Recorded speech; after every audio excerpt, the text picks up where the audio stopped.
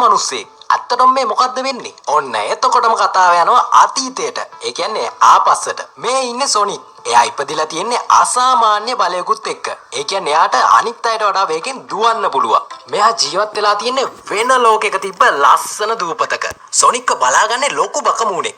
ගෑනු බකමූණෙක්. එයා හැම වෙලෙම සොනික්ට කියන්නේ එයාගේ බලය පාවිච්චි කරන්න එපා කියලා. මොකද ඒක කවුරු හරි දැක්කොත් ඒකෙන් ලොකු අවුලක් වෙයි කියලා. හැබැයි සොනික් තාම පොඩි නිසා ඒක එයා කනකටවත් ගන්නෑ. හැබැයි මේ වෙනකොටත් දඩයක්කාර සෙට් එකක් කොල්ලව දැකලා විතරක් නෙමෙයි කොල්ලගේ පස්සෙන් මෙයාලා ඉන්න තැනටත් ඇවිල්ලා. මෙයාලා ඉන්න තැන සම්පූර්ණයෙන්ම දඩයක්කාරයෝ වට කරලා.